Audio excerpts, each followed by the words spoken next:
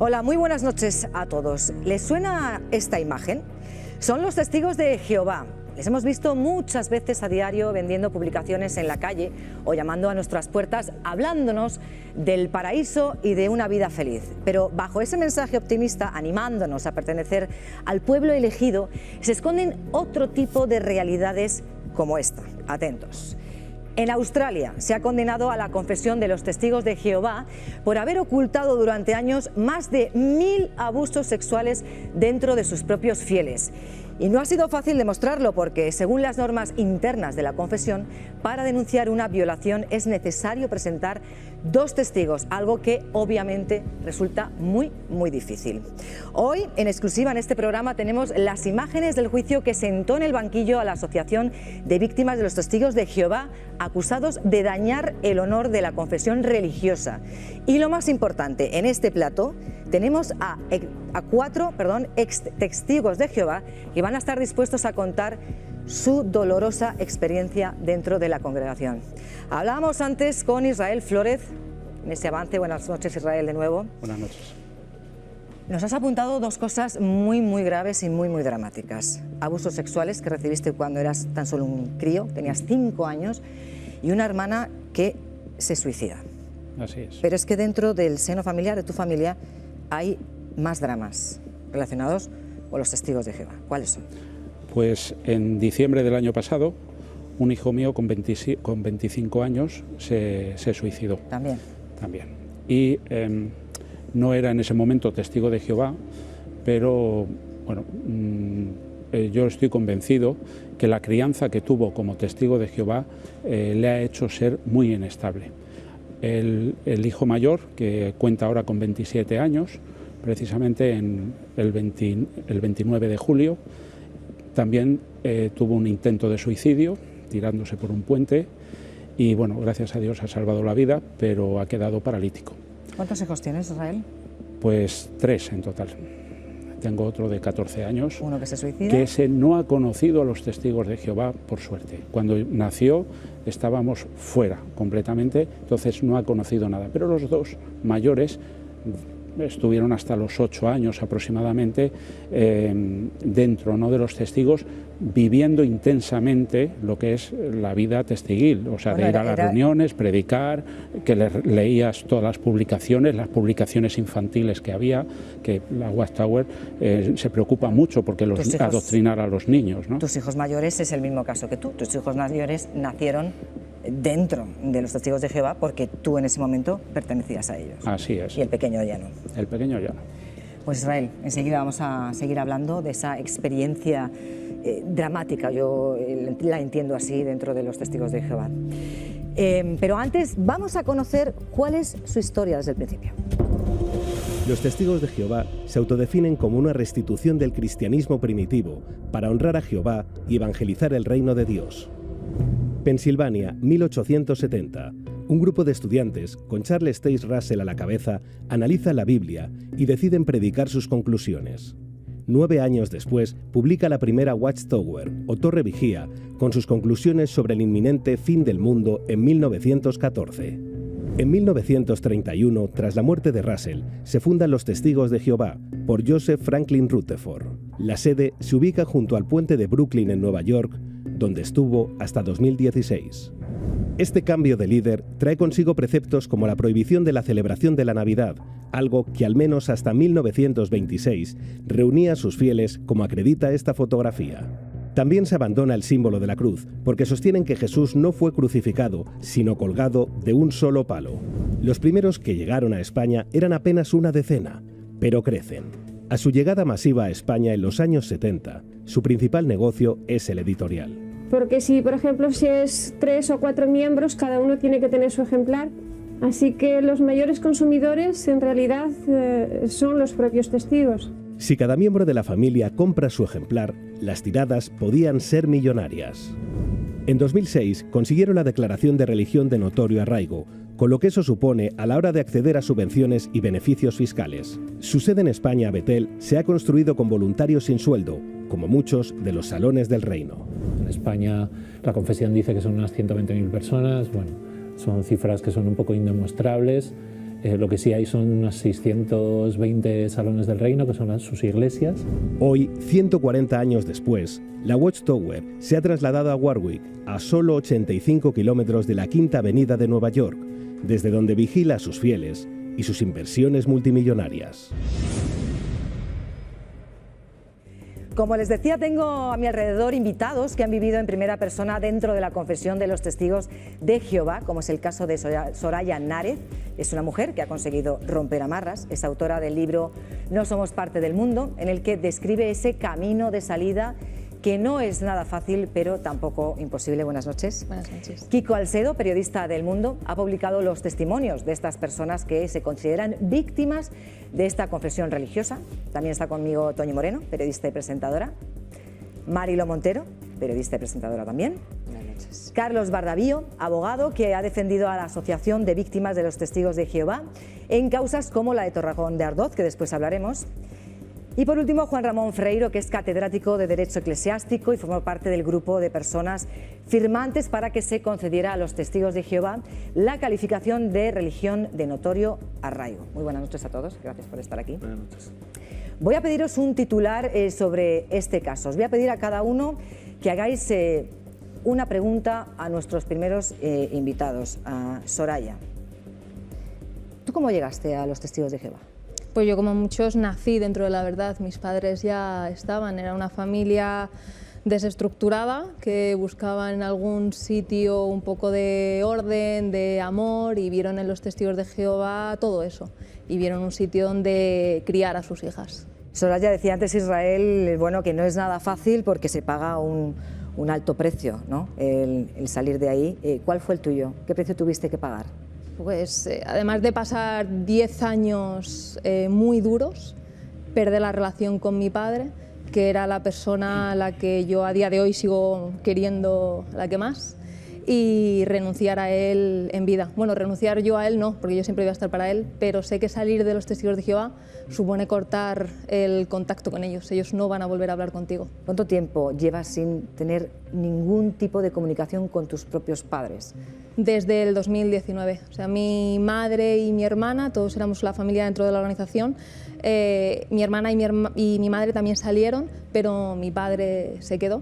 Y aunque he intentado contactar con él, pero sé cuáles son las normas. De hecho, él me bloqueó de WhatsApp para no volver a contactar con él.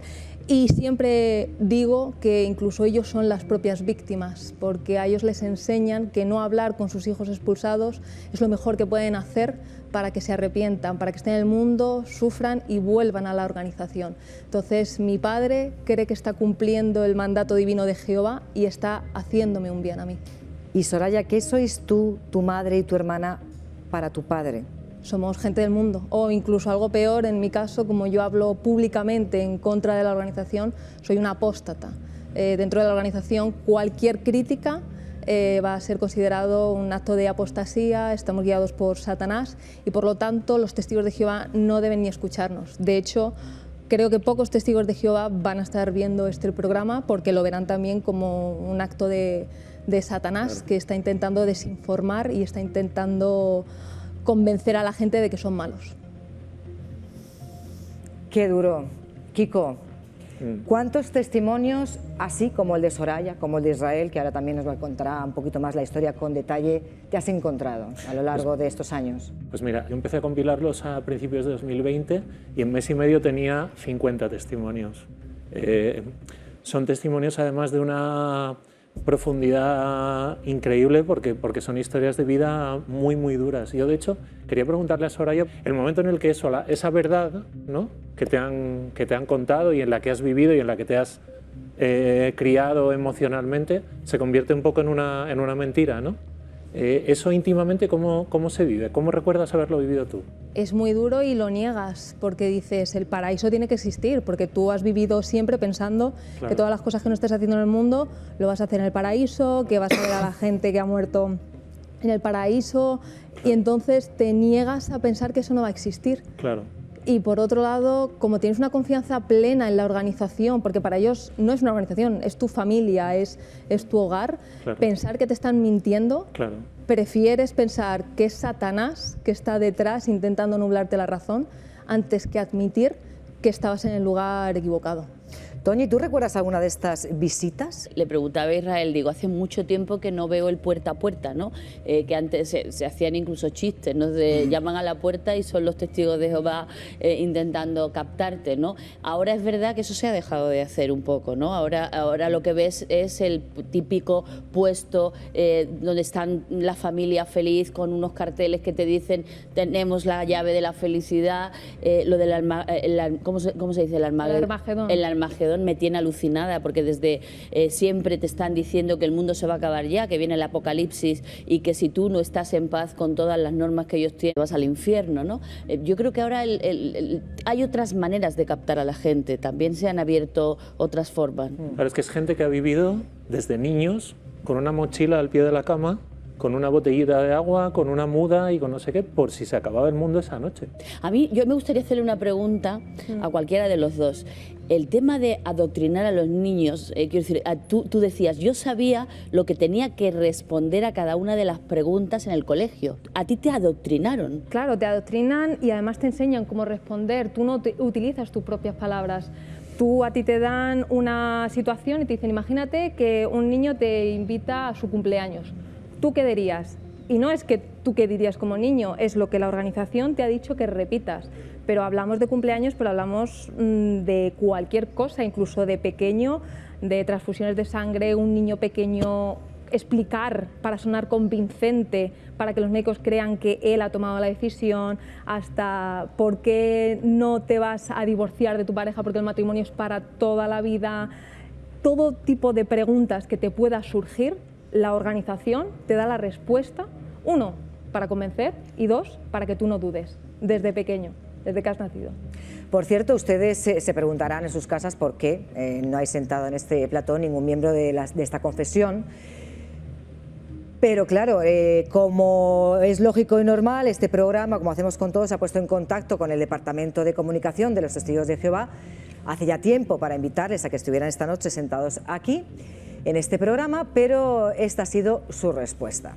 Hemos insistido una y otra vez y hasta lo hemos intentado con sus propios abogados, con las pequeñas comunidades, con las fundaciones, con todo, pero la respuesta ha sido que no participarán en programas en los que no se trate la Biblia con el respeto que merece. O sea, ya están declinando el venir a hablar de su verdad antes de ver de qué estamos hablando y quiénes son los invitados que van a estar esta noche. Pero entiendo que esto es también una tónica general. Esto es algo que es un grupo cerrado, estanco, donde no entra mucha gente, y menos en los medios de comunicación, ¿no, Soraya?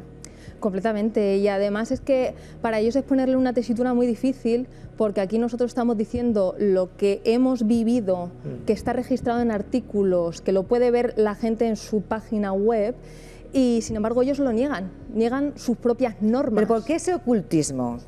Pues en primer lugar porque la sociedad, el mundo, los mundanos, como ellos llaman a la gente que no son testigos de Jehová, les van a juzgar porque pasan cosas que ponen en duda la libertad de elección de los miembros. Si tú le preguntas a un testigo de Jehová de a pie, mañana, a los que están predicando, ellos te van a decir la verdad. Te van a decir, sí, estas son nuestras normas. Sin embargo, sus representantes, tanto en juicios como en prensa, te van a decir que no, porque saben que socialmente eso podría tener repercusiones, mucho más, de cara a los menores de edad. Bueno, quiero volver con Israel para profundizar un poquito más en ese capítulo tan delicado y tan oscuro y tan delictivo, por otro lado, que fue ese abuso sexual que recibiste cuando tan solo tenías 5 años. ¿Cómo es ese proceso? ¿En qué momento, siendo ya una persona adulta, recuerdas esos abusos dentro de la congregación y dices, esto lo tengo que denunciar? Pero claro, tienes que denunciar dentro. ¿A quién y cómo? Bueno, yo siempre he recordado el abuso que sufrí. Yo reaccioné queriendo que se hiciera justicia. ¿Qué injusticia? ¿Qué estaba pasando en ese momento, Israel? Vamos a ver, el reglamento de ellos, ¿vale? Lo que viene escrito en sus publicaciones es que si tú tienes algo con otro testigo de Jehová, lo tienes que hablar con él y si no te escucha, pues tienes que acudir a los ancianos de la congregación. Entonces, si estamos hablando de un pecado, pues los ancianos incluso le harán un comité judicial. Claro, ya ahí estamos hablando de que esto es un delito.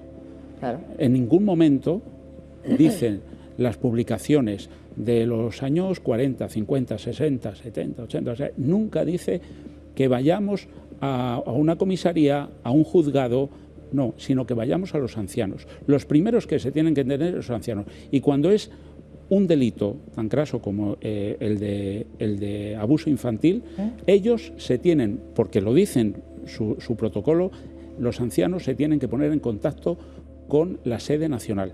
¿Pero que era parte del grupo gobernante? ¿Era anciano? No tenía cargo, era mayor que yo, a lo mejor no habría cumplido todavía la mayoría de edad, ¿vale? Yo no sé exactamente la edad que tiene. Y luego se fue, vivíamos en Madrid, y se fue a la parte de Gerona. Y yo no he tenido más contacto con él. Pero por referencia sé que está de anciano de congregación ahora mismo. Israel, vale. ¿Cuál es el siguiente proceso entonces? Esos abusos se producen cuando tenías 5 años, los ancianos se lo comunican a la sede central y a partir de ahí, ¿cuál es el siguiente paso? Pues recibir respuesta. Entonces la respuesta fue que ellos no iban a hacer nada y que confiaran en Jehová.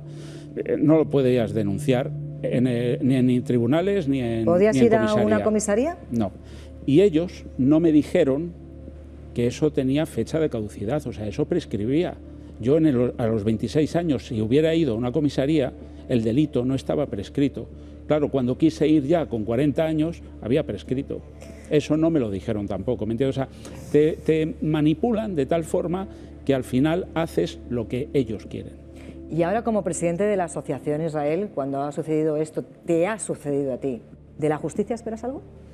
No, en mi caso no, porque es un delito que ha prescrito, pero lo que sí espero es que políticos no cambien estas leyes y de alguna forma la persuasión coercitiva pues sea un delito, ¿no? Y así que tengan controladas todo este tipo de religiones, que las tengan controladas desde sus cimientos. ¿Por eso ha creado esta asociación?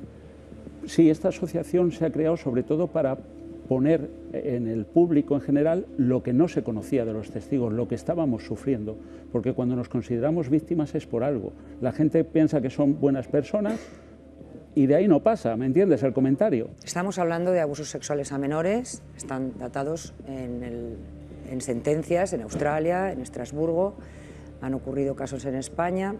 Estamos hablando de mujeres sumisas que tienen que obedecer al marido, que tienen que taparse la cara con un velo cuando bendicen con un rezo la comida, que no les recomiendan estudiar en la universidad porque se van a morir para que van a estudiar. Estamos hablando de que el matrimonio homosexual no se reconoce, que los homosexuales no existen, entre comillas, en esta comunidad. Y todo esto son normas que escriben ellos en estos estatutos internos de los testigos de Jehová, amparados en una religión que está fundamentada en la Biblia. ¿Habría que poner en cuestión la religión de los testigos de Jehová? Pues buena pregunta, porque nosotros nunca hemos atacado la ideología. Como asociación de víctimas, lo único que hemos es puesto en conocimiento, ¿vale?, lo que hemos vivido dentro y el sufrimiento que hemos tenido. Y claro, ¿qué pasa? Que no hemos ido contra la ideología ni contra el reglamento de una forma, ¿me entiendes?, tan decir, oye, que la Biblia dice esto y estáis mintiendo. No hemos ido en esa línea. ¿Por qué? Pues nuestra asociación, como te he dicho, iba más orientada al tema de dar un protagonismo a las víctimas. Claro, si uno empieza a investigar ciertos temas, por ejemplo, te pongo un ejemplo, ya muchos se han dado cuenta que hay una profecía que es que ellos llegan por una numerología a 1914, entonces Russell dice que en 1914 viene el fin, llega el 14 y no viene el fin.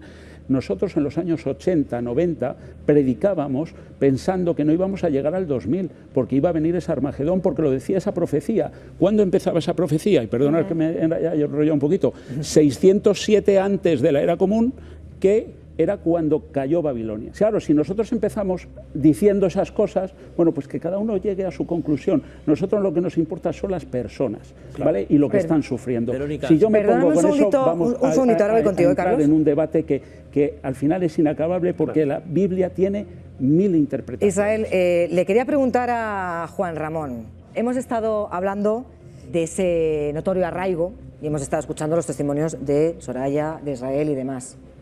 Escuchando los testimonios de ellos, ¿se explica este notorio arraigo de los testigos de Jehová? Sí, bueno, para que los oyentes se den cuenta, desde el punto de vista jurídico, en España hay 4 tipos, o podemos clasificar a las confesiones en 4 tipos, porque el Estado es confesional, no puede decir tú eres confesión, tú no lo eres. Entonces, hay confesiones, hay un registro de entidades religiosas en el Ministerio de Presidencia y de Justicia hoy.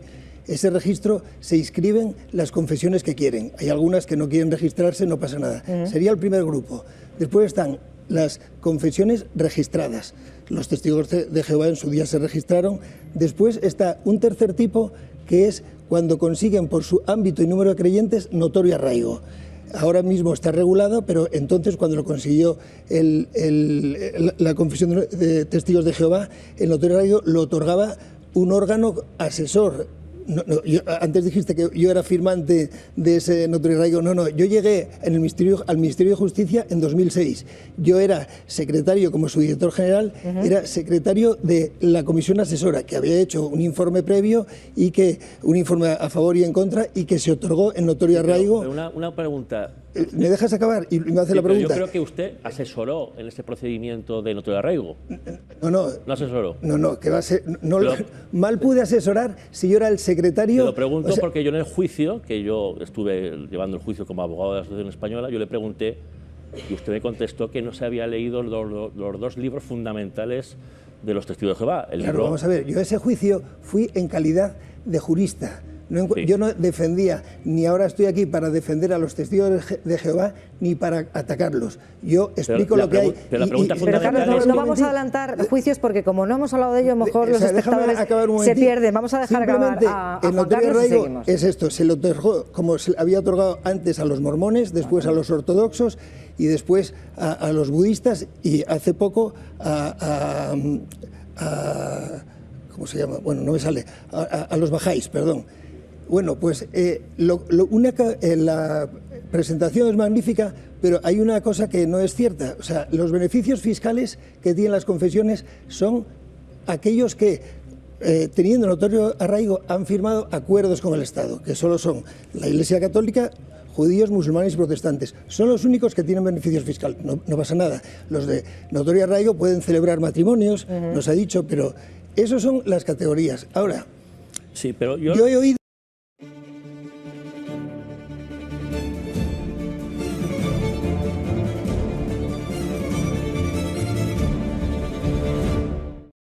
Un estudio dice que 1 de cada 2 españolas no lleva bragas. ¿What? Llevan braguitas. Es que bragas suena como a grande. ¿Qué va? Suena fuerte como dagas. Suena fuego que no apagas. Si suena que te... Que suena muy bien, vamos. Anda, dilo. Bragas. ¡Bragas! Sí sienta fenomenal. Hagas lo que hagas, llama a las bragas. He oído cosas terribles aquí. Es verdad, porque una cosa son las actitudes inmorales y otra cosa son los delitos. Abusos sexuales es muy fuerte. Sí. Ahora, cierto es que si no se denuncian los delitos, si no hay un juez que dicta una sentencia, no hay un delito. Sí, es una pena. Hay una cuestión fundamental. Es que les permitan lo que pasa que Juan Ramón, yo digo, ahí no entro. El matiz que ha dicho Israel es que no sé si la pena es que el delito ha prescrito. Yo no sé si lo hubiera... Si esto hubiera sido unos años antes, Israel, si estuviéramos en plazo, claro. ¿lo hubieras denunciado a día de hoy? Sí. A día de hoy lo hubiera denunciado. Sí. Con 26 años no estaba prescrito y yo hubiera ganado seguro. Israel, pero permíteme que diga una cosa. Hay que centrar también el debate en la cuestión de la sentencia que otorga veracidad a que los testigos de Jehová tienen un principio bíblico, el de la norma de los 2 testigos oculares, que es fundamental, por el cual no llegan a denunciar la mayoría de testigos de Jehová. Norma de los testigos de Jehová, has dicho. No es una norma del Estado. No es una normación ni una ley. La libertad religiosa te protege en el momento que tú puedes salir de los testigos de Jehová. Hay un principio bíblico de los testigos de Jehová que siguen todos a rajatabla y que la sentencia dice textualmente, sobre esta norma de los 2 testigos para poder denunciar delante de los ancianos, la autoridad religiosa. Pero Carlos, perdona, vamos a contextualizar. ¿Esa sentencia a qué se refiere? Esta sentencia lo que hace es otorgar la razón a la Asociación Española de Víctimas de los Testigos de Jehová en cuanto a que todo lo que ha manifestado, a que es una secta destructiva, a que realizan un control del comportamiento, a que realizan discriminación a la mujer, discriminación a los grupos LGTBI, etcétera, etcétera, etcétera, etcétera, es veraz. Es decir, es una información veraz. Porque la jueza viene a decir... No es así. Sí, no vulnera el honor. Pero porque no es veraz. El honor. Porque es veraz. Dice la sentencia, pero la sentencia dice que es libertad de expresión y aparte es una información veraz. Que seguramente si te has leído la sentencia verás que habla de la veracidad en cuanto a estos datos. Y dice textualmente, en cuanto a la norma de los 2 testigos, ciertamente exigir 2 testigos en el libro Pastorel, que es el libro de gobierno de los ancianos, para la persecución de un delito que se comete en la intimidad es una evidente dificultad para su persecución, igual que tener una definición de abuso sexual propia que no coincide con la de nuestro Código Penal. Es que eso no lo dice la Biblia. Carlos, mira, a colación de esto que estamos comentando, tenemos unas imágenes en exclusiva del juicio de Torrejón de Ardoz que hemos hablado. Estas son algunas de las declaraciones, perdonadme, estas son algunas de las declaraciones de algunos de los exmiembros de la confesión. Imágenes del juicio de Torrejón de Ardoz. Los testimonios hicieron llorar a los letrados y emocionaron a todos los presentes. A ver si en vez de por un pecado de fornicación me iban a expulsar por 2 pecados, que era el de la fornicación y el del intento de suicidio. Yo no me quería, yo me agredía a yo misma, yo no quería vivir porque no era capaz de ser buena testigo y creía que le fallaba a Dios, le fallaba a mi familia, le fallaba a mi comunidad, a todo lo que yo creía que debía ser, ¿no? ¿Esos abusos usted lo comentó a los ancianos de su congregación? Sí, vinieron a mi casa y me dijeron, ¿qué te ha hecho? ¿Te ha tocado? ¿No te ha tocado? ¿Hubo preliminares? Si hubo sexo oral, si usaba preservativo, ¿quién te quitaba la ropa? Si te la quitabas tú, ya no eras víctima. ¿Cómo se sintió usted cuando le dijeron violada? Que si usted se quitaba la ropa no estaba siendo violada? Violada otra vez más. Yo no conocía a nadie fuera. ¿No tenía amigos? No tenía nadie, no conocía a nadie. Es una secta muy destructiva. Y bueno, la cúpula tiene una cantidad de edificios y está metida en bolsa, sacando muchísimo dinero, le está sacando a los testigos. Me dijo, eres levadura y provocas a los hermanitos, y tú no tienes que estar en la congregación. Pasado mañana es el cumpleaños de mi sobrina, y no podré celebrarlo con ella ni hablar con ella.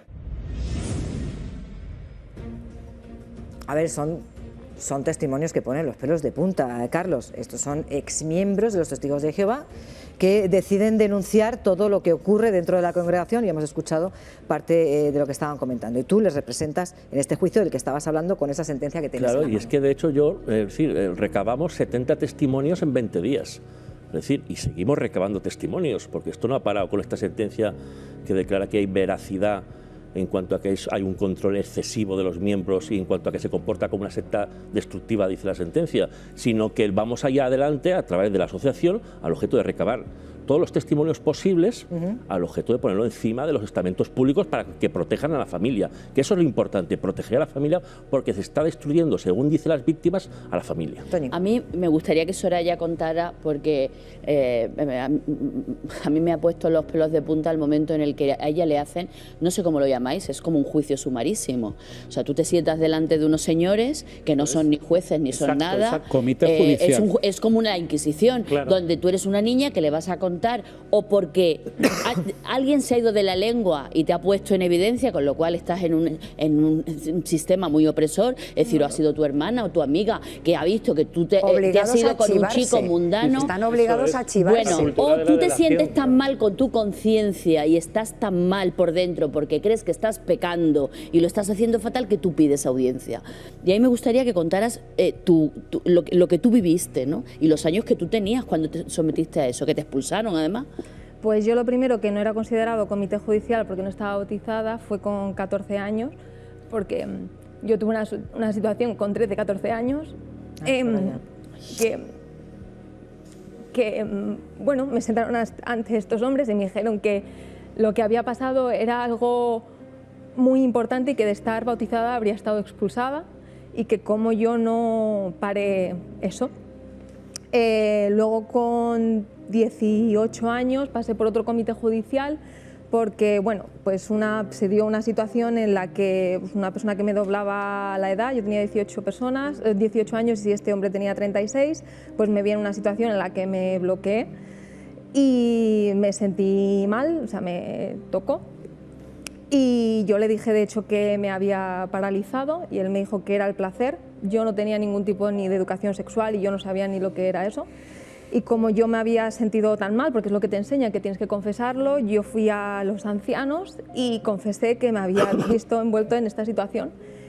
Y ellos me preguntaron absolutamente todo, qué tipo de relación tenía yo con este hombre, quién dio el primer paso, si hubo sexo anal, si hubo sexo oral, si hubo masturbación, me preguntaron si yo había llegado al orgasmo, a lo que contesté que yo me paralicé y le pregunté, se lo dije a este hombre y que este hombre me dijo que eso era el placer. Entonces ellos llegaron a la conclusión de que, bueno, que yo no quería esa situación, pero que había mantenido contacto con este hombre del mundo y que por lo tanto no estaba siguiendo las normas de la organización de relacionarme con testigos de Jehová. Y entonces me cayó una censura. ¿Eso qué es? Además, sí. Además. Claro. Que eso yo es lo que a mí me pesa con el tiempo de estos hombres que son mayores y tienen más visión, saber qué es lo que había pasado y a lo mejor brindarme apoyo, porque para mí ese evento también fue muy duro. ¿Qué te dijeron tus padres en ese momento, Soraya? En ese momento mis padres me apoyaron porque yo quería seguir dentro de la organización, aunque también me recriminaron que yo hubiera tenido contacto con este hombre, pero mis padres supieron ver, gracias a su cabeza, que yo tenía 18 años, que este hombre tenía 36 y que había, digamos, aprovechado un poco mi situación. Pero fíjate, Soraya, perdón, ha pasado... ¿Cuántos años has dicho? Yo tengo 33, tenía 18 años, bueno, pues muchos. ¿Y llevas fuera, has comentado antes, cuántos años? Pues salir de la organización no es algo que hagas de un día para otro, pero yo decido salir plenamente y hacer mi vida a partir de los 25. Pero a mí me cae esa censura, que es un primer aviso de que yo no estoy bien espiritualmente porque estoy teniendo contacto con los mundanos. Yo en el colegio no tenía amigos del mundo porque solamente tenían que ser testigos de Jehová. Pero luego más tarde yo fui a la universidad, algo que no está bien visto. En el caso de que seas un hombre vas a tener un interrogatorio y un seguimiento para saber si sigues siendo un modelo dentro de la organización. En el caso de la mujer, como no puedes tener ninguna jefatura, no vas a tener un seguimiento, pero se te desaconseja. Yo tengo mi primer novio, tenemos intimidad, pero esta vez yo sí quiero tener esa intimidad y aún así me siento muy mal porque estoy haciendo algo que está fuera de las normas. Por eso, sí, lo que te quería decir es que fíjate que llevas años fuera de este mundo y se puede ver todavía ese sufrimiento en tus ojos. O sea, es algo que estáis contando de lo difícil que es salir, que aunque retomes, empieces una nueva vida, porque tienes que empezarla de cero, es tan complicado que supongo que es algo que te atormenta y te seguirá toda la vida. Y sobre todo lo que más duele es ver que niegan que eso pase. Es lo que más duele. Yo hasta el momento yo estaba haciendo mi vida, yo me mudé a Londres porque necesitaba rehacer mi vida y de repente escuché una noticia que los testigos de Jehová estaban diciendo que la expulsión y todo esto que decíamos no era así. Y entonces yo ahí enloquecí, porque dije, yo he pasado por esto y estas son las normas. Eso es lo que duele todavía más. Es tremendo, tremendo escucharos, de verdad, poner los pelos de punta. Israel, gracias por estar aquí. Vamos a escuchar más testimonios de otras personas que han sufrido ese infierno y que nos pueden hacer entender lo que se vive dentro de esa confesión, pero será después de publicidad.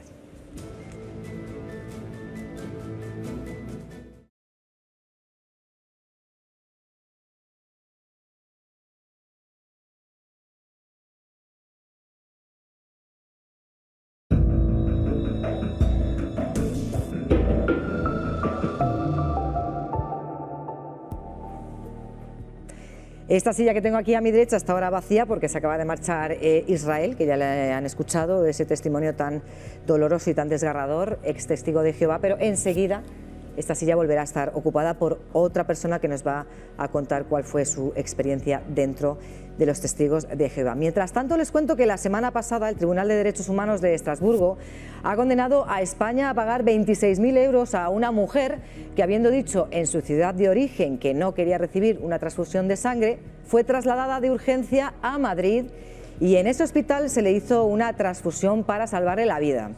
La confesión ha recurrido en nombre de esta mujer y la justicia les ha dado la razón. Tenemos con nosotros esta noche a la magistrada Gemma Calahorra, que en 1994 tuvo que intervenir en el caso de Marcos, al que sus padres, se negaron a que se le hiciese una transfusión de sangre y finalmente este chico falleció. Muy buenas noches, Gemma. Gracias por atendernos. Como jueza de guardia en este caso que estamos contando de Marcos, el niño que sus padres se negaron a que se hiciera esa transfusión, ¿qué decisión tuvo que tomar usted? Porque es una decisión muy difícil en esos momentos. La verdad es que la decisión fue muy complicada. Lo que pasa es que se trataba de un menor de 13 años. A ver, es importante en el sentido que la conciencia que tiene un menor de 13 años para mí todavía es menor. Sí que es cierto que este menor en el Hospital Arnau de Vilanova, donde ya habían solicitado autorización judicial y el Juzgado de Guardia de Lérida les concedió la autorización para transfundir a este menor, había manifestado un rechazo tremendo a dicha transfusión, pero de una manera casi irracional. Los padres ahí no intervienen, dan la razón al menor, los padres como garantes tampoco intervienen, y al final se traslada al menor al hospital de Barcelona, al Vall d'Hebron, donde les vuelven a manifestar que la única solución para que este niño pueda sobrevivir es una transfusión. Por motivos que se desconocen, se van al hospital de Cataluña, al Hospital General de Cataluña, donde finalmente también les manifiestan lo mismo, que la única salida que tenía este menor era la transfusión. Al final le dan el alta y se llevan al menor al domicilio. En ninguno de los centros hospitalarios le llegan a transfundir debido al estado de alteración en la que se encontraba el menor, pese a que tenían una autorización del Juzgado de Lérida. ¿Qué pasa entonces? El menor estaba en su domicilio en una situación ya dramática respecto a su estado de salud. La merma era tan grande hasta el punto que el Ayuntamiento de Vallovar comunica al juzgado la situación en la que se encuentra este menor, amparados también por lo que estaba diciendo el médico que le estaba tratando allí, que era el médico del pueblo, y veían que no había solución para este niño y estaba en una situación casi semi-inconsciente. Entonces es cuando ya interviene el juzgado de Fraga. En el juzgado de Fraga se adopta, al estar en el domicilio, había que acordar que se había que autorizar que poder entrar al domicilio de la comisión judicial acompañada del médico forense para ver el estado real en que se estaba. Se recabaron todos los informes médicos y entonces, a la vista de que el menor estaba en una situación de semi-inconsciencia y que lo único que podía intentarse ya para salvarle la vida era la transfusión, es cuando ya se acuerda que se autoriza nuevamente la transfusión y ya el traslado inmediato, que se llevaron allí, se fue la ambulancia y con una ambulancia ya se le trasladó a Barbastro y de Barbastro al Hospital Miguel Servet de Zaragoza, donde desgraciadamente falleció al día siguiente, porque cuando interviene la comisión judicial y cuando intervino el juzgado, cuando intervenimos en el juzgado de Fraga, el menor ya estaba en una situación de casi en coma, de hecho ingresó en coma. Gemma, a mí lo que me llama muchísimo la atención de este caso es que no solo los padres evidentemente se negaban a que su hijo recibiera esa transfusión, sino también es la actitud, estamos hablando de un chaval de 13 años, que es más casi la actitud de negación por parte del menor que la de los propios padres. ¿Qué peso tenía en ese momento esa actitud del chico, del adolescente, del hijo de esta familia? Cuando interviene el juzgado de Fraga, el menor estaba en una situación en la que ya su voluntad no tenía capacidad para decir nada. Estaba ya en situación de semi-inconsciencia, tenía una anemia. Lo triste de este asunto es que con un tratamiento, con una transfusión que se le hubiera podido poner al menor en su tiempo, en su momento, la posibilidad de supervivencia a corto y medio plazo era muy elevada, prácticamente nunca se puede saber, ¿no? Pero era de un 90% según todos los informes médicos. Y a largo plazo pues también se podía haber conseguido salvar la vida de este niño. Gemma, le quería preguntar qué opina usted sobre la sentencia que acaba de hacer pública el Tribunal de Estrasburgo sobre lo que acabamos de comentar, ¿no? De esa indemnización a esa mujer que se negó a que le hicieran esa transfusión. Realmente, al final se hizo y esta mujer, no, la congregación en su nombre, bueno, pues denunció y ahora Estrasburgo le da la razón y le tienen que indemnizar. A ver, el caso, por lo que he estado informándome y viendo la sentencia, es totalmente distinto al que hemos hablado anteriormente, ¿vale? Aquí estamos hablando de una persona adulta, una persona que deja claro y que parece que deja claro su deseo de que no se le transfunda, de que no se le ponga ninguna transfusión ni ningún tratamiento con hemoderivados, y esa negativa la había dejado ya por escrito, parece, según consta en la sentencia. Que es un dato importante, el consentimiento informado que había dado, y es un dato importante que en el momento que ella lo presta sea consciente y sea también de las consecuencias que puede tener que no va a recibir ese tratamiento. Si fuera una persona que no tiene ese nivel de conciencia que tenía esta señora, o en el caso de menores, para mí desde luego está claro que prima el derecho a la vida por encima de todo, es mi opinión. Pues magistrada Gemma Calahorra, muchísimas gracias por estar con nosotros esta noche. Una cosa. Sí, dime. Es que, a ver, yo cuando dicté la resolución estaba de juez sustituta, estaba de juez trabajando, pero actualmente soy abogada, entonces me gustaría aclarar esto para evitar problemas. Pues aclarado. Gracias, Gemma. Un saludo. Gracias. Soraya, ese es otro tema muy controvertido, creo que conocido por todos, el tema de las transfusiones de sangre. No aceptan bajo ningún concepto que se les haga ningún tipo de transfusión, aunque les cueste la vida. En tu caso, en tu familia, también tienes un caso parecido al que acabamos de escuchar, ¿no? Sí, mi hermana sufrió un accidente con un autobús y mi hermana, como lo tenía ensayado, entró en el hospital diciendo no quiero sangre, no quiero sangre. Es que eso es lo que me ha llamado la atención de la actitud que comentaba Gemma sobre ese niño, sobre esa actitud contra los médicos, gritando, quitándose las sondas y diciendo que bajo ningún concepto le hacían ningún tipo de transfusión. Pueden ser expulsados. Ese es el tema central. Claro, es que para mí el es tema la libertad. Es que se les ha dicho que si transfunden va a recibir sangre de los mundanos que somos nosotros y que tenemos sangre de Satanás. No, pero independientemente, o sea, no se puede aceptar ninguna sangre porque es el símbolo de vida. Pero lo que quiero decir aquí es que obviamente de nadie. ¿Entre ellos mismos, entre vosotros tampoco? Nada, bueno, ni comer morcilla, porque lleva sangre, tampoco. De hecho, lo primero que preguntamos cuando salimos de los testigos de Jehová a otro ex testigo de Jehová es ¿comes morcilla, sí o no? La mayoría no lo seguimos comiendo porque estamos traumatizados. Y la carne, por ejemplo, muy hecha. Muy hecha, claro. No, pero el caso es que, obviamente, un adulto que decide un tratamiento, independientemente de que sean razones religiosas o porque él lo quiera, yo lo entiendo, es un adulto. Sin embargo, es libre, está eligiendo libremente, porque dentro de la organización de los testigos de Jehová, si aceptas sangre, tendrás también un interrogatorio y en el caso de decir no me arrepiento, serás expulsado. O sea, digamos que te amenazan con que si te sales de las normas establecidas serás expulsado, y la expulsión significa la muerte social. Hacen un anuncio. Una pregunta. Sí. Claro, no podéis recibir sangre por todo lo que has explicado, pero según la teoría de los testigos de Jehová, vuestra sangre es distinta a la nuestra, que somos los mundanos. ¿Vosotros podéis donar sangre? No, pero para nosotros otros que no sean testigos de Jehová? La sangre es la misma. O sea, para ellos la sangre viene por dos textos bíblicos, que es santa, es símbolo de vida, que me parece bastante gracioso que el símbolo sea mucho mayor que lo que representa, que el símbolo sea mayor que la vida. Pero es simplemente por dos textos bíblicos. En mi opinión es para controlar a los de dentro, porque si eres capaz de dejar morir a tu hijo, eres capaz de seguir a la organización. Y si eres capaz de enseñarle a tus hijos en sus propias revistas, yo cuando escribí mi libro puse todas las referencias de todos los artículos de Testigos de Jehová para que todo el mundo pudiera leerlo directamente. Y leo textualmente: ¿será capaz su hijo de tomar una decisión madura? Nuevo Ministerio del 2005. Proteja a sus hijos del uso indebido de la sangre. Nuestro Ministerio del Reino, 1992, y la última revista que tenían ellos, Jóvenes con poder que es más allá de lo normal, Despertad, del 22 de mayo de 1994, donde relataban un montón de experiencias de niños de 10, 12, 15 años que exponían todas las razones de por qué no querían sangre, murieron y cómo ellos eran un símbolo que había que imitar. adorar. Y eso te lo enseñan desde que eres un niño en la congregación. Soraya, desde esta parte del mundo, de verdad, es de locos. O sea, todo lo que contáis... A ver, Verónica, es que de locos. a mí me Le recuerda quería mucho preguntar...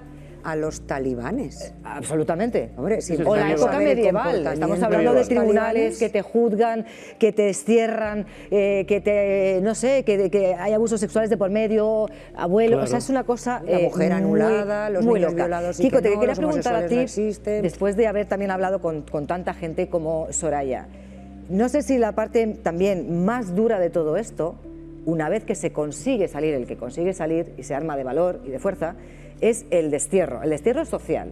Claro. No eres nadie. La Tú muerte sales de social. ahí y no eres nadie. Claro, la eso. muerte social.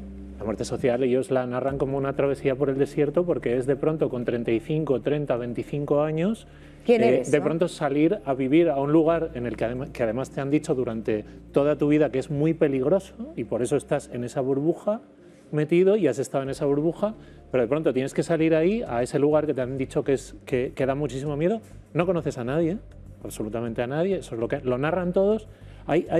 En todas estas historias hay muchos elementos comunes que son prácticamente fotocopiados, pero luego los matices de cada uno, de cada historia, son increíbles. ¿Hay síndrome de Estocolmo?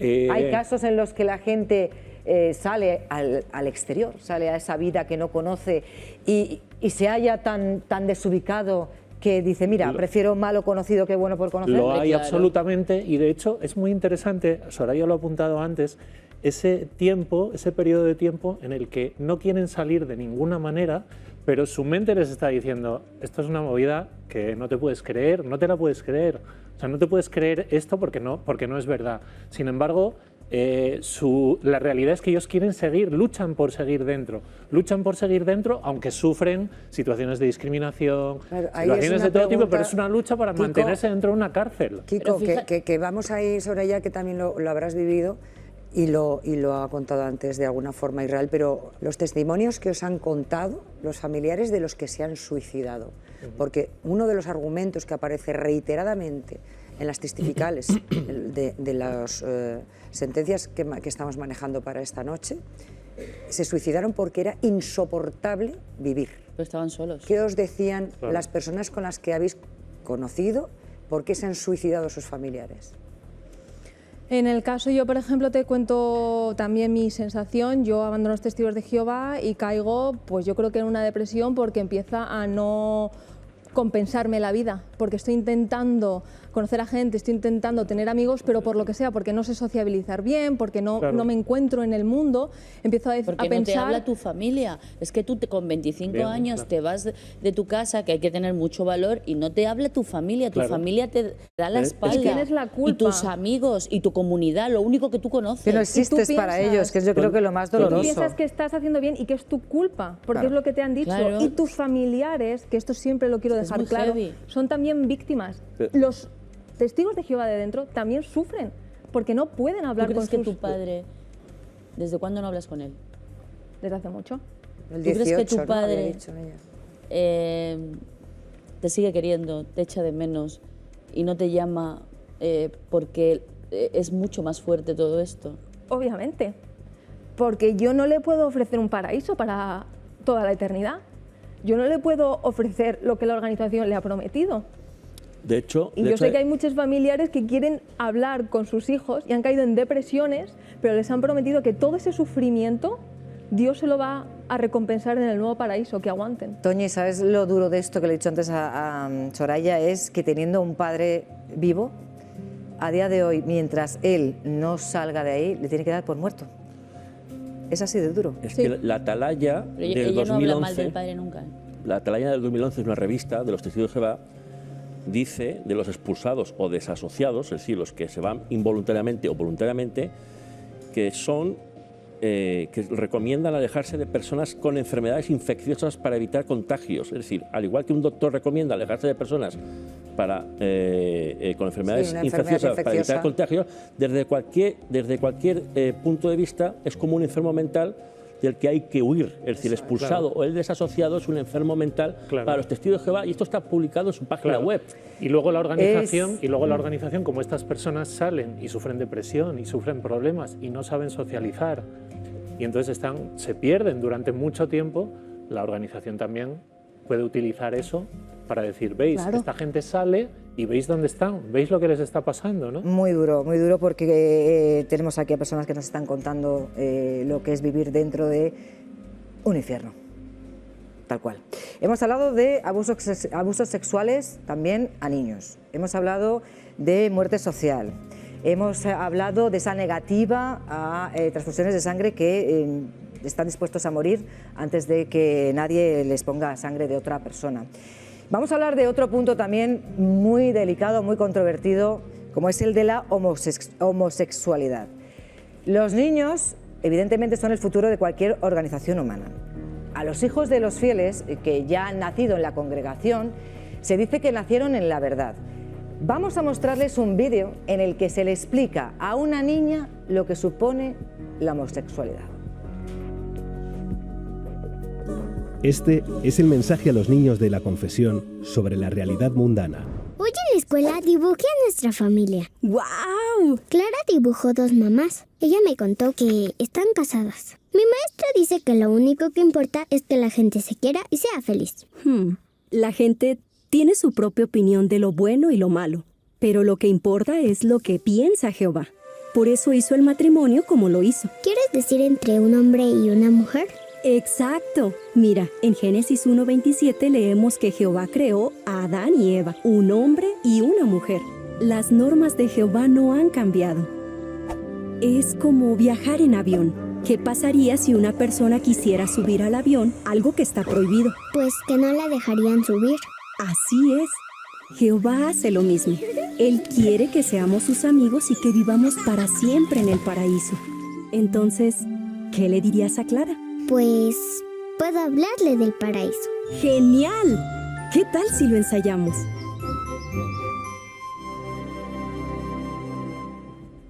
Increíble. Vamos a comentar este vídeo, pero va a ser después de la publicidad.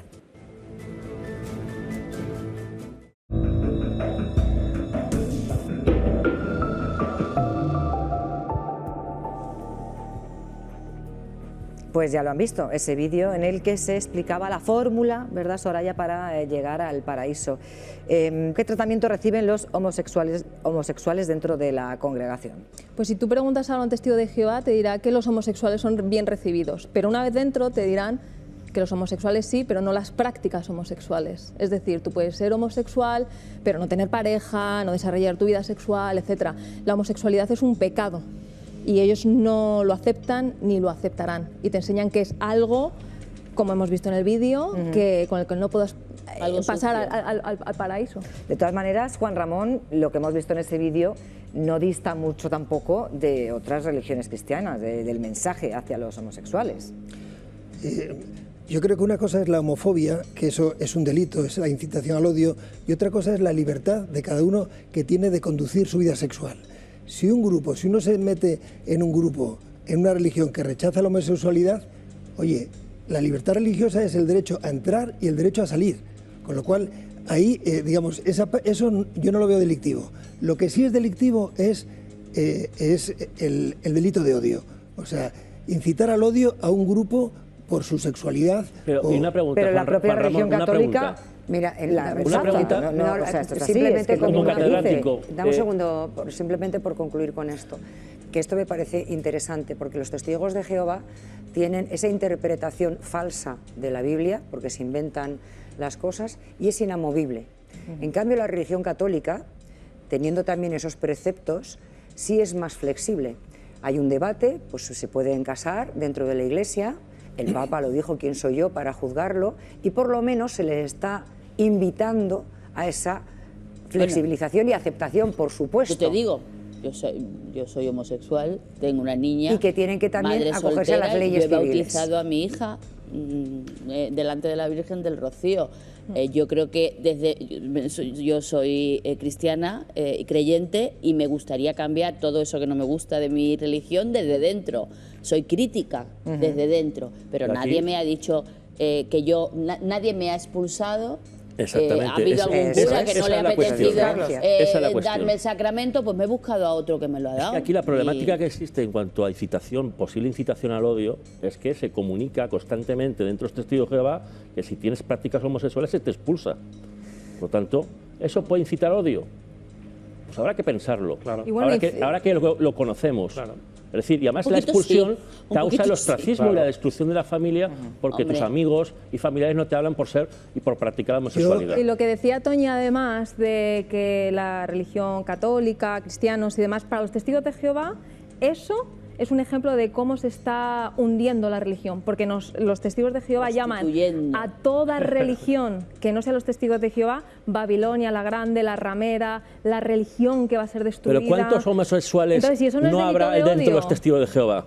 Y se callan la boca teniendo 16, 17 años después de bautizados. ¿Y cuántos sacerdotes y cuántos curas? Sí, pero además son las consecuencias que tiene. Bueno, en cualquier caso les he dicho que íbamos a tener a más invitados, a más testimonios esta noche con nosotros. Me acompaña Enrique Carmona, que empezó a predicar con solo 4 añitos, pero hizo su carrera universitaria cuando salió de la confesión, porque además esto de estudiar, ¿verdad, Enrique?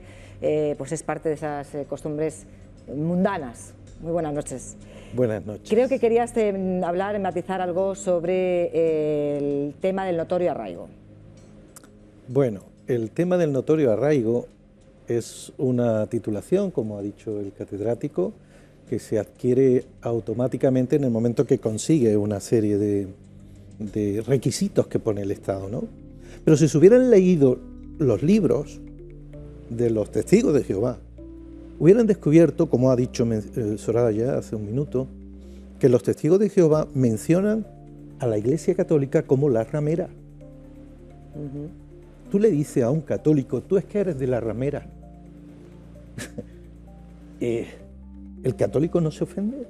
En estas publicaciones yo tengo fotografías en las que se ve el Papa Juan XXIII, censurado por los testigos de Jehová, se ven fotos del Vaticano y se ven pues todo lo que debería de haber hecho el Estado, haber visto el Estado antes de haberle dado no solo el notorio arraigo, pero además sino la aprobación de la religión. La aprobación de la religión, exactamente, pero luego también es muy curioso la financiación, es decir, ¿cómo se financia? Hemos hablado antes, había un testimonio que decía que era a través de las publicaciones. Hay más o menos que se pueda calcular 8 millones de testigos de Jehová en el mundo y cada uno tiene que tener mínimo 3 libros. Claro, eso podía abastecer económicamente a los testigos de Jehová, pero es que ahora las revistas ya no se publican porque ha llegado la digitalización. No, y sobre todo, ¿de qué se Marilo, financian los testigos? Son transparentes. Bueno, vamos a partir de un poco de historia. Tengo aquí en estas publicaciones el valor de las revistas en la época de la peseta, en los años 80. Es decir, la Watchtower cobraba a los publicadores que salían a predicar una cantidad ya en el propio Salón del Reino donde él retiraba la literatura. Yo he sido siervo ministerial de literatura en mi congregación por 2 años y me costó la pasta, porque no me cuadraban nunca los números y al final... Oye, una pregunta, era el responsable. que me queda con una cosa. Con 4 años ya estabas predicando. ¿Cuántas horas tenías que predicar? No, eso era una cosa libre, que además era en época franquista y teníamos que predicar en puertas aisladas, porque si hacía una continuidad, rápidamente venían lo que llamaban los grises en aquella época y te cogían. Entonces yo salía con mi tía o con mi madre un rato, y la predicación que hacíamos era la de un niño de esa edad, que es, mire, aquí está mi tita o mi mamá, que le va a decir un mensaje importante, ¿no? Y ya está, ¿no? Entonces, sobre el tema de la financiación, un testigo de Jehová no tiene 3 libros, ¿qué va? Podría tener tranquilamente 200 libros. Porque además no compran publicaciones ajenas, externas a los testigos, están obligados a comprar esos libros. Obviamente están... ¿Y tanto dinero dan los libros como para ser... ¿Pero cuánto dinero pueden tener los testigos de Jehová? La Watchtower, por ejemplo. Es que vamos a seguir en esas películas, si no te importa, es que si no me pierdo.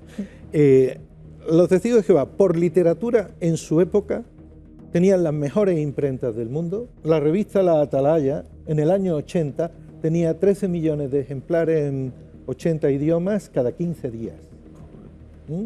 10 pesetas. Y la suscripción eran 600 pesetas en España. tengo en esa misma revista, en la contraportada, dice el valor en Costa Rica, en Estados Unidos, en Francia, que ya te publicitaba directamente el dinero que podía valerte la publicación. Pero Enrique, es que además se me ha olvidado preguntarle antes a Israel, y si no, tenemos aquí a Soraya. Todos los testigos de Jehová, ¿dónde viven? O sea, quiero decir, ¿se puede tener un trabajo? ¿Se puede tener una... Sí. ¿Les paga la congregación? En tu caso, Soraya, es que, perdón, porque es que estamos hablando de los libros, pero me ha venido a colación esto. O sea, una familia testigo de Jehová, ¿de qué vive? Pues de sus trabajos, aunque siempre les invitan a trabajar cuanto menos mejor para dedicar más tiempo a la organización. Entonces, ¿tú puedes tener un trabajo de abogado? He conocido a ninguno, la verdad. Vale. Estaba intentando, pero no. La mayoría que yo conocía eran limpiacristales, pollería, tenían trabajo no sé por qué, todos en pollería. O sea, pero yo podría, pregunto, tener una vida como la que tengo a día de hoy y ser testigo de Jehová. ¿Puedo, como presentadora? Si te sacas la carrera cuando estás expulsada. ¿Cómo? Cuando estás expulsada, te puedes sacar la carrera y luego vuelves. No, pero hay ciertos pero me refiero trabajos... que cómo está jerarquizado, porque al final estamos hablando de los testigos de Jehová, pero no sé cómo se financian, si tienes un sueldo, si no tienes un sueldo, de qué vives, si te lo pagan todo. No, trabajas gratis para la organización. Tú tienes tu vida, tú tienes tu trabajo y tú tienes contribuciones voluntarias que te pide la organización. ¿Y tus bienes son de ellos? No, salvo que tú los dejes para la organización. ¿Prohíben los testigos de Jehová los estudios superiores? La palabra prohíben no es la adecuada. Los desaconsejan de tal manera como aconsejan no ponerte sangre, que no quieren ni pasar por la puerta de la facultad. ¿Serías un mal testigo de Jehová? Sí, perfectamente. Yo he tenido... un mal testigo de Jehová si lo realizaran. No, de hecho, en el libro Pastor en el Rebaño, si eres un hombre y se enteran que estás estudiando una carrera, los ancianos tienen que hablar contigo para saber si sigues siendo un ejemplo, porque estudiar una carrera es sinónimo de no ser ejemplo. Y en su página web dicen que estudiar una carrera es una opción de cada uno, pero es como meterte en el mar lleno de tiburones. Y encuentras a amigos pocos porque ahí está la malas tentación. compañías. ¿Por qué? Porque te están enseñando cosas que no son del mundo y que Jehová ya proveerá, que si tú pones toda tu energía, todas tus horas de predicación a la organización, Jehová te va a proveer. Enrique, ¿a qué años te sacaste tú la carrera? ¿Cuándo pudiste? Yo empecé a los 60 años. ¿A los? 60. A los 60. Sí. Y ahora explico, perdón. Yo quería poner el ejemplo del caso de mi hija que apareció en el juicio. A mi hija la pusieron como ejemplo en el juicio de una mujer que había estudiado una carrera, que sabía 5 idiomas, que tenía 2 máster y algo más. Mi hija hizo la carrera porque su padre la presionó a que hiciera la carrera y estaba expulsada. Wow. Y el abogado, que era testigo de Jehová, que hizo esa afirmación, no lo sabía. Wow. Y tuve que acercarme al abogado y decirle, señor letrado, esto ha pasado de esta manera. Ah, no lo sabía.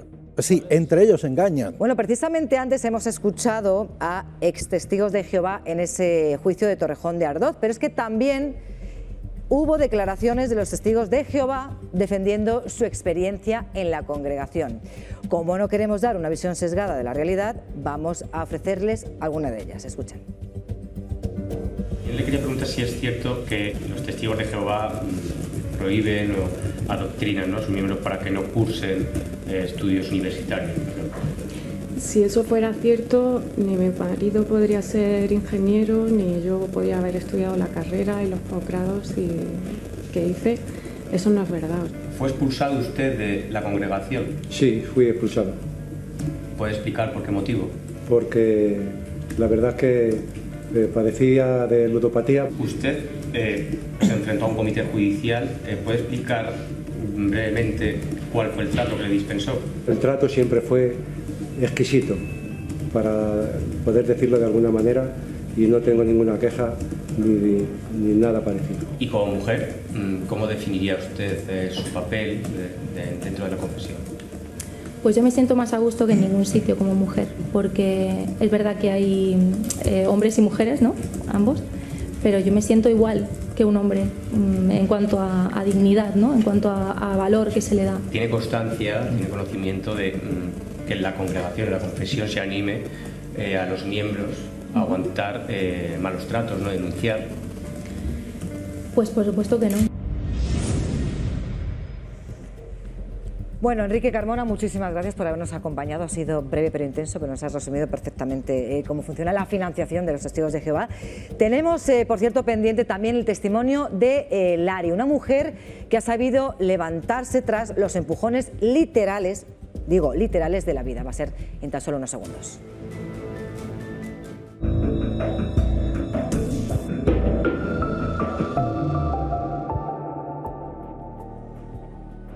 Vamos a conocer esta noche también a Lari. Entró en la confesión siendo adulta y se casó con uno de sus miembros.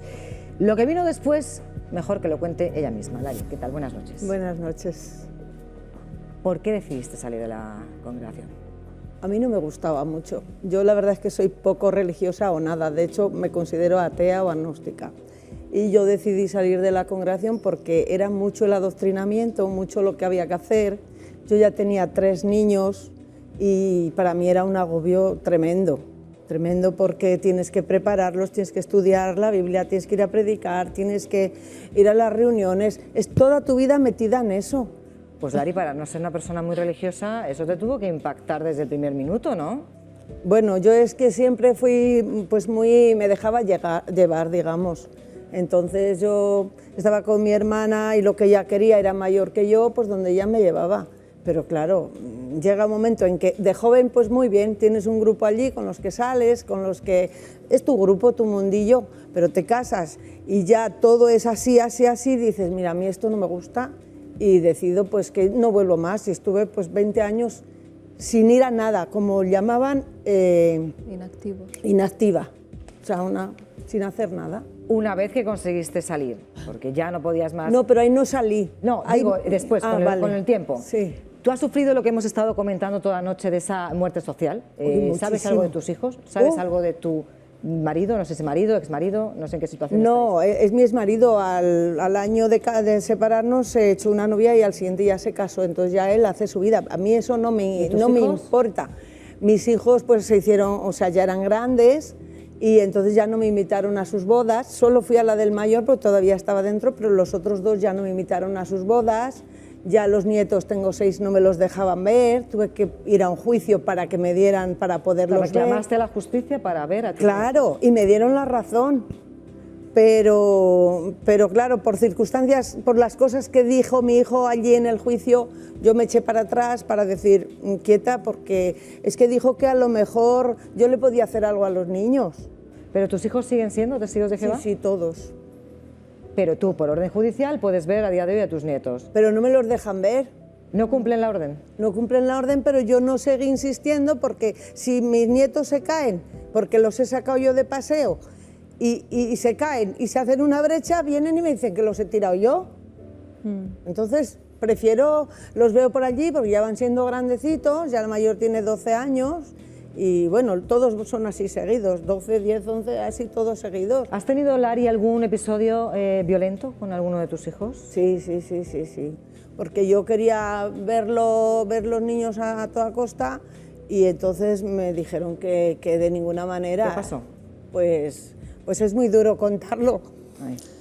Pues quise entrar en la casa a fuerza a verlos porque llegó un momento en que, bueno, había una situación muy difícil, pero yo quería seguir viéndolos. Entonces vivían en una casa que tenía yo y dije, pues hoy entro a verlos. Y entonces, claro, pues mi hijo no quería y llegó un momento pues, que me agredió, me puso las manos al cuello contra la pared y dije, pues mátame, estoy en tus manos. Mi hijo es una torre muy grande, es un hombre muy grandón. Y yo en aquel entonces había adelgazado, estaba así, y le dije, mátame, estoy en tus manos. Y me agarró y me tiró por las escaleras. Entonces, claro, tienes una serie de No te preocupes, Lari. De acontecimientos que no son normales. La religión tiene que ser de amor y de perdón. Sí, señora. En el momento que hay odio, en el momento que te dicen no y no y no, mi hijo el pequeño me dijo, mientras no vuelvas con Jehová, para mí no eres nada, nadie. Ese es el tema. Mi hija me dijo, yo ya no soy parte de su familia. Ese es el tema, claro. Entonces, ¿qué hacemos? Pero Lari, si el culto dice que ellos dicen que eso es mentira, que ellos no dicen... Mira, yo fui a la psicóloga y me dijo, escribe estas cosas que no te vayas tú a luego tener una enfermedad. Y cogí y escribí este libro, que no lo he publicado porque solo se lo dejo a amigos que lo lean porque tienen los nombres de ellos y tal y cual. Adiós mamá, lo he titulado. Madre mía. El adiós a toda una vida. Por Dios. Y Lari, Lari, ¿puedes una explicar mujer, no que- quería preguntarle, sí. perdóname Carlos, una mujer que estamos viendo este sufrimiento de tu propia familia, como un hijo te tira por las escaleras, ¿tú de dónde sacas las fuerzas para no sentirte culpable, porque no eres culpable de nada? Sí, yo me sentía culpable. Pero por no eso. lo eres, Lari. Por eso fui a la Por eso, psicóloga. ¿de dónde sacas tú las fuerzas a día de hoy para poder sobrellevar esta situación Pues mira, y sobre todo ejercer tu derecho, que lo tienes, de abuela, para ver a tus nietos? En Pues esta mira, situación tan complicada. Yo, afortunadamente, suelo ser bastante fuerte en el sentido... Bueno, yo también pensé en el suicidio, pero luego dije, quieta, eso no. Entonces yo me busqué una organización allí en Salamanca de gente sola, de gente de esto, entonces hacíamos ya excursiones y tal y cual. Y yo, bueno, pues digamos que tenía amistades. Y yo no sabía de la asociación hasta que vi a Soraya, que me llamaron compañeras del trabajo, porque en mi trabajo yo me pasaba el día llorando. Perdón, es que me emociono. Me pasaba el día llorando y ellas me ayudaban. Y cuando salió Soraya en la tele me llamaron por teléfono. Oye, hay una chica que está contando todo lo que a ti te pasa, lo que tú eso. Entonces la vi que tenía el libro y le pedí comprarlo y dije, ¿dónde está esta asociación? Busqué y inmediatamente llamé a Enrique y le dije, quiero ser de la asociación y quiero hacer todo lo que haya que hacer para que esta secta, porque yo la voy a llamar secta, perdonen si me van a denunciar, para mí es una secta porque me hace mucho daño, mucho. ¿Te lo sigue haciendo? Hombre, a mis hijos los veo porque tenemos una casa en el pueblo, pasan por delante, yo afortunadamente, pues como soy fuerte, pues dije, pues se quedaron ellos con la mayoría de las cosas y yo me hice una casa sola yo y pasan por delante y los veo y a veces cuando andan para allí los niños cojo mi cámara y los grabo. Claro. Lari, ¿cómo, si eres capaz de, con un adjetivo, con una sola palabra, de describirnos cuál fue tu paso por los testigos de Jehová, qué dirías? Que no entre nadie.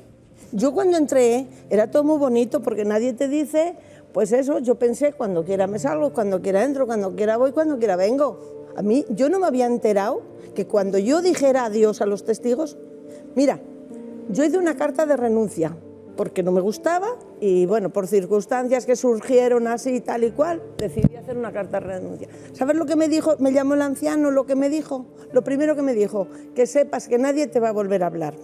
Bueno, pues yo pensaba, fíjate todos los millones de personas que hay por el mundo y yo no hablo con ellas. ¿Y ha sido así? Qué graciosa. ¿Ha sido así? Claro, pero no, es digo, que ¿la gente te ha dejado de hablar, Lari? No, afortunadamente tengo muchísimos amigos que ¿Hay me vida aprecian. más allá de los testigos de Jehová? Mucha más.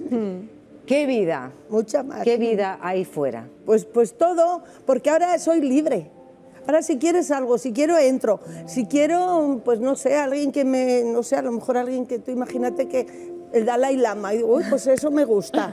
Pues me voy allí. La libertad de elección. Es que quiero libertad de elección. Lo que yo no sabía era que mis hijos fueran los que me dejaran de hablar. Eso no, nunca lo pensé. Porque yo era su madre, yo era allí todo para ellos. Es que yo era todo para ellos. Por ejemplo, en la congregación, pues en la congregación hay mucho machismo. Las mujeres no valemos nada más que para barrer y para ir a predicar, limpiar los servicios y nada más. Ni subimos al estrado a un discurso, ni pasamos el micro al de al lado, ni servimos de acomodador. Cosas que tampoco son importantes, que a mí no me afectaba mucho que dijeran, pues tú solo aquí. Digo, pues mira, qué bien, estoy aquí con mis niños y que suban a la plataforma a quien sea. Pero claro, Y sobre eso todo, Lari, eso es que machismo. estamos, mira, las que estamos aquí, menos Soraya, ¿eres madre? No. No.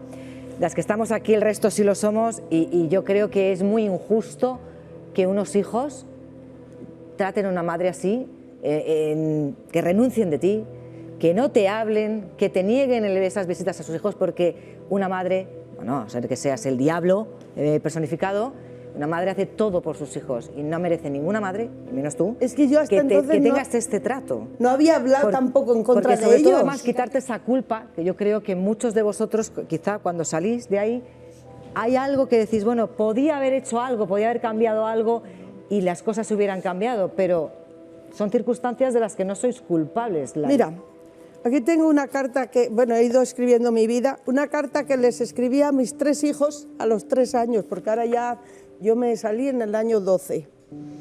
Pues a los 3 llevaba 3 años fuera y les escribí una carta diciéndole que no soy el diablo, que os sigo queriendo, que lo que necesitéis lo tenéis de mí. Ninguno de los 3 me contestó a la carta. Ninguno de los 3. Una carta de 3 o 4 páginas o 7, no sé ya las que tiene. Ninguno de los 3 me contestó. A mi hija le digo, lo que necesites, aquí estoy. Yo ahora estoy jubilada. Le puedo dar de mi tiempo, de mi vida, de mi casa, de lo que necesite. ¿Sabe lo que me dijo? Que yo ya no era parte de su familia. Lari, nos hemos quedado sin tiempo, de verdad. Tenemos, creo, todos el corazón encogido y si me lo permites, mira, me voy a permitir una licencia que es mandarles un mensaje a tus hijos. Mándaselo. Si nos estáis viendo, estamos sin palabras en este plató. Y si alguna vez reconsideráis vuestra actitud, vuestra postura, aquí tenéis una madre que os quiere, una madre que lo ha dado todo por vosotros, independientemente de la religión y vuestras creencias y demás. Así que, Lari, ¿me dejas darte un abrazo? Ya que tus hijos no te lo dan. Ven para acá. Gracias por estar aquí. Muy duro, sí. Bueno, nos hemos quedado sin tiempo. Gracias por estar con nosotros hasta aquí en La Verdad de los Testigos de Jehová. Nos vemos la semana que viene.